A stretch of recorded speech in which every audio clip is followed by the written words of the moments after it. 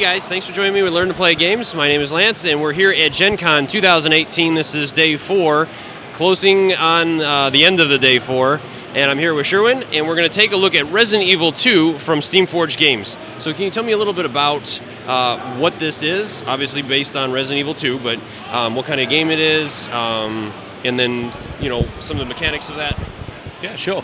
Great. So Resident Evil, it's a board game adaptation of Resident Evil 2. Okay. It's very specifically Resident Evil 2, so you won't find elements from Resident Evil of any of the other Resident Evil series in this game. Okay. And it goes through the events and the narrative of Resident Evil 2, talks us through it, and we tried to stick really, really closely to the actual canon and the game that everyone's going to remember, that cult classic experience. Absolutely. So we've got all sorts of mechanics in there that are kind of fun, like you tiptoe over corpses, which might reanimate and bite you.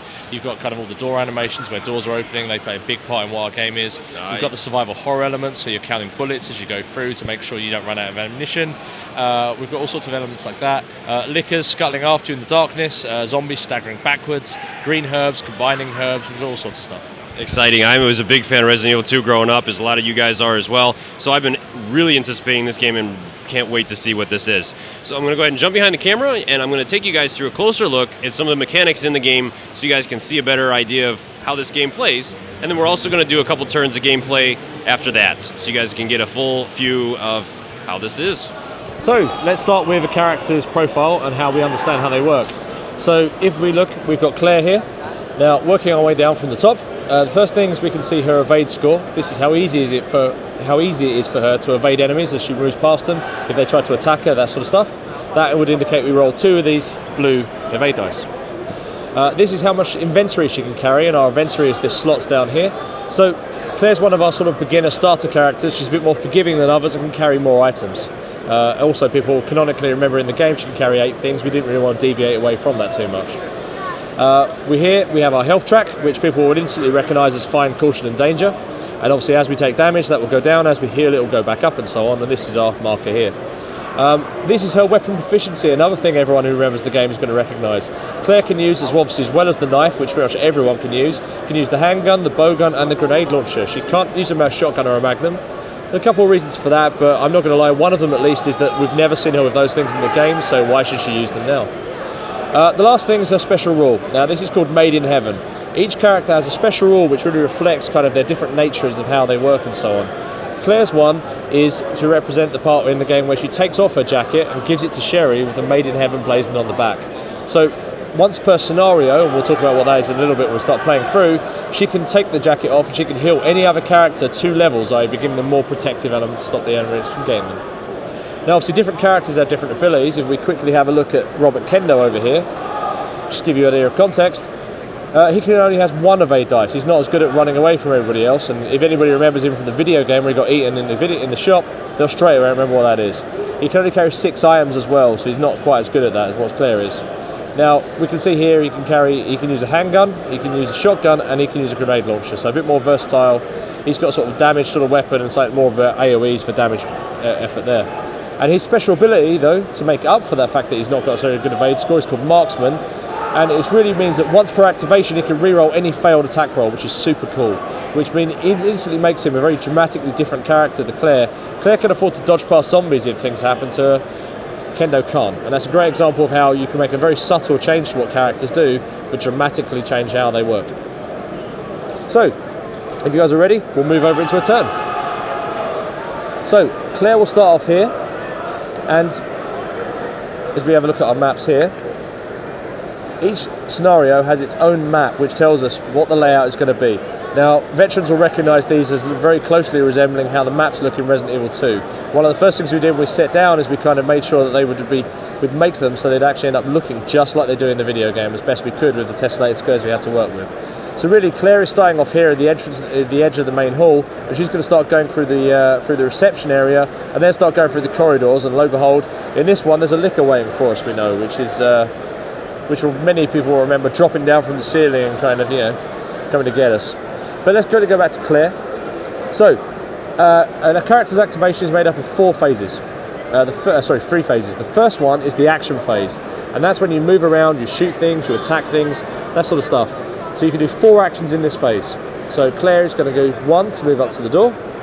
She's going to do 2 to open the door. free to step through. Now this room isn't empty in Resident Evil. This is just, we don't know what's in there. Just like the video game, you don't know what's in the room until you step through that door and see what's on the other side. So we look at the map and we can see this is a yellow room. I'll just quickly orientate this slightly so it's a bit your user-friendly to how it looks here. This is a yellow room, which means we have to roll the encounter dice here and consult to see what's waiting for us. It's got a 4. If I flip that over, we'll see a 4 on this table here is snatching talons. The active character must make an evade roll or immediately end their activation. So the idea is that the hands have come through the windows and grab hold of you, another thing everyone will remember from Resident Evil. That gives us nicely onto evade rolls. So Claire, remember I said, had to make the evade rolls based on these dice here. An evade roll, to succeed you need to roll one of those, or one of those. And this is just a standard evade roll. Didn't evade that one, so I'm held fast in place and my activation ends immediately, or my action phase does. The next phase is the enemy reaction phase, and there's no enemies on my board, fortunately enough, since I've just been pinned in place, so we're going to skip that one for the time being. And then we move into the tension deck phase. Now the tension deck is our cinematic deck. This deck, exactly with the thing on the door, with the creaking door opening here, so it gives you lots of idea what this is. This represents all the cinematic moments in the game, so it's kind of the howling in the distance, it's the hand on the pane of wind glass, it's a sort of door slamming in the wind, that sort of stuff. And there's also other things in here as well, like the jump scares, where zombies burst through a window or something like that. At the end of every single phase, you have to draw a card and see whether it's going to, what the reaction is. We draw it and it's all clear. So fresh air fills your nostrils, dispelling the scent of sickly blood, just for the moment. So we can look at that now, we know, well, nothing too bad happening just yet, but as we go through here, we're going to start seeing some really bad things turn up. And that's pretty much how you play a turn in Resident Evil. We want it to be very fast paced, very recognisable to what Resident Evil is. We're going to skip straight back over now to our next character, which is Leon, who's on another part of the police station trying to work his way through. So if we look at Leon, Leon's first turn is going to be a little bit more difficult because obviously he has to face down what they're looking at with Claire. He's got some zombies waiting for him. So, the important thing to remember in Resident Evil is, as I mentioned before, it's survival horror. If we try to shoot all of these enemies, we're just going to run out of ammunition, and that's not very good for us. So, the best thing we can do is, if we're not going to come back to this area, sometimes just evade through and dodge past. So, that's exactly what we're going to do here. So, Leon's going to go 1 to here for his first move. He's going to go 2 into this square here. Now, if he wants to make an action-wise in the square here as an enemy, he has to make an evade roll. The zombie will try to bite him, which means, just like we did before, we have to make an evade roll on these dice here. Now, you will have noticed that a square can hold up to 4 of these models in it. They're designed to be on bases specifically to give us that. If there's only one enemy in the square, when you make your evade roll, you can roll one of those, you can roll one of those, or you can roll one of those, because a small, a medium, or a large evade will work. If there's 2 enemies, or a larger enemy such as the licker in this square, it takes up 2 spaces, that one doesn't work anymore, you've got to roll these. If there's a 3rd enemy, or all spaces are filled up, you need to get one of those. So basically it makes it more difficult to do. Fortunately enough for Leon, it looks like we've only got the 1 in there at the moment, so Leon's evade score is also 2, so he's rolling 2 of these and trying to move past. Wow, which he's going to fail, unfortunately. So Leon gets bit, he has to push back the zombie. So at this point he's basically going to choose, he takes 1 damage on his track, and then he can move it to there, he can push it to there. I'm going to push the zombie behind me for obvious reasons, and that action fails. So my 4th action, I'm now going to spend my last one to move. Now, because obviously I'm no longer in the square of the enemy, I can just go, so I'm going to go 1 to there. Now it's enemy's reaction phase. Now, enemies will react and they'll make a basic attack against you. This is our zombie's reaction, this is our zombie's attack profile. It has a range of 0, which means it can only hit you if it's in the same square as you. So if the zombie was here, it would attack me. Otherwise, it can't, so it's going to move towards me. So its move is 1. So this zombie's going to go to here, and this zombie's going to go through to here. Now, these guys don't react because they don't know I'm here. They can't hear me, they can't see me, so no worries. However, if these doors were all open, the sound would echo through the rooms, and therefore they would then start crawling towards me because they're trying to chase after me. So it's a very important mechanic with opening doors like we saw with Claire and shutting doors behind us. If we want to be able to run through an area in a great hurry and keep going, then it makes sense that we can keep all these doors open because that means we can dash through. However, If that also means enemies can follow us. If we stop to close them all the time, we're much more secure. But the downside is we're going to spend much more time, which means we've got more chances. We're going to draw bad things from this tension deck here. So it's a real kind of resource you've got to manage in terms of how brave you feel you are and what the best situation is going to be for you. And sometimes you're going to be so overwhelmed with enemies that you simply won't have the possibility to do that too much. So now we've done that, Leon draws one card of these for his last one. No escape, he's drawn a bad card.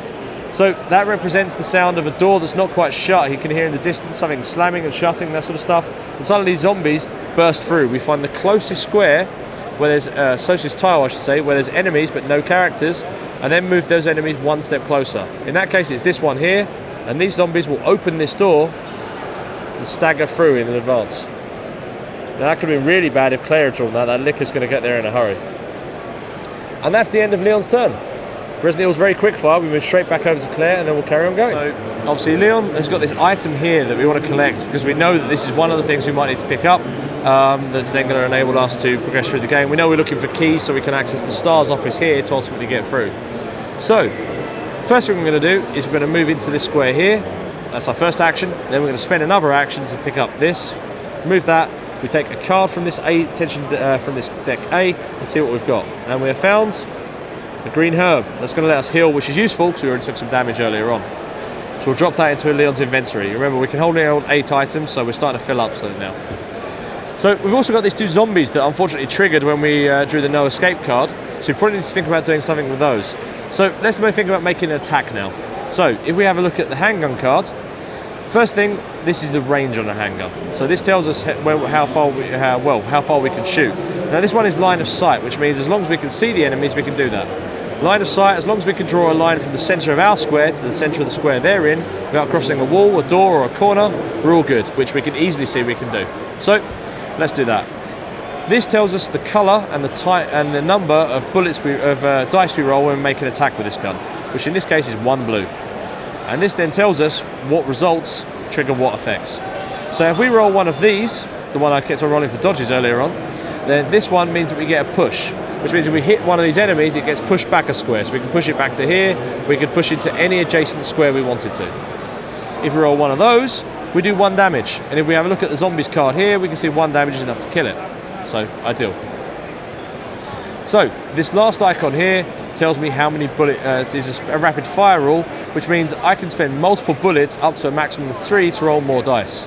That's quite unique to the handgun. There's not many other bullets that do it, because the handgun roughly, action in Resident Evil 2, the board game, represents roughly 5 seconds or so of time in the Resident Evil, the video game, which is enough time to squeeze off 3 bullets.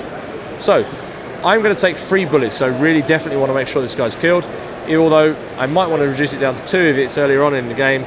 We'll see what we play around with. I'm going to do 3. This is our handgun dial. We have 15 bullets. It tells us here how many we have.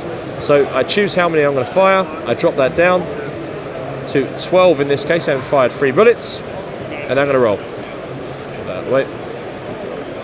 Okay, so these 2 just hit the zombie, don't do anything unfortunately. This one gets a push effect. So I've hit it, I've pushed it around. So I can push it to any one of these squares. I'm going to push it back through the door here, away from me. Now, because I made a gunshot though, this other guy gets something called an out of sequence activate reaction. Basically, he hears the sound of the gunshot and it lurches closer. If I'd missed completely, this one would also be doing that, but because I scored a hit, it does that. Now, it might not seem quite so bad as what you think. One of the most important things about Resident Evil that everyone will remember is a lot of the game is about repositioning enemies, so that way it's easier to dodge past and move around. Remember I said before, if you're trying to spend all your bullets trying to kill things, not always the best plan. Especially with a gun like the pistol, which doesn't necessarily, or the handgun, which doesn't necessarily have the most chance of rolling one of these results. If you've got something like the shotgun, which is rolling these red dice by comparison, there's a lot more hits on these things, as you can see. So different weapons will have different abilities to kill stuff and so on. So Leon's got 1 last ability. At that point I'm going to spend this green heart here because I think I want to heal up because the bad guys are coming. So this lets me heal 1 level. I go up to fine. I discard this card. And now we move into reaction step. Reactions, this zombie's going to stagger into here because it's still not in range, and because this is all a linked area, this zombie's also going to draw closer. Last one, we draw a card from the tension deck, as we know. Hopefully it doesn't make it any worse, and it didn't. It's an all clear one. And that's the return of how you attack. Well, thank you guys so much for watching. Hopefully that'll give you guys a good idea of what Resident Evil 2 is about and how it basically plays. Of course, that's just the basics of the game. And again, one thing I want to point out real quick with this is just a prototype copy. These aren't the final production of anything, so the ones that you guys will be receiving or the ones that you pick up at the store are going to be looking a lot better than this. So, speaking of that, when are you guys shipping the Kickstarters, and when do you think this might be going to retail? Okay, so we currently estimate that shipping will begin in November, so we're probably looking at retail January. Well, thank you so much for that information. You guys will be able to play this then pretty soon. And for those of you at home watching, I'm also going to be doing a full Learn to Play video on this in the coming months as soon as they get me a copy of that. So you guys can look forward to that. As always, if you have any questions or comments, leave those in the comment section below. I'll do my best to answer them, or I'll kick them over to Steamforged and hopefully get some answers for you guys as well. As always, thank you guys for watching. Thank you for showing us this awesome game that you guys have. No worries. And we'll catch you guys later. Thank you.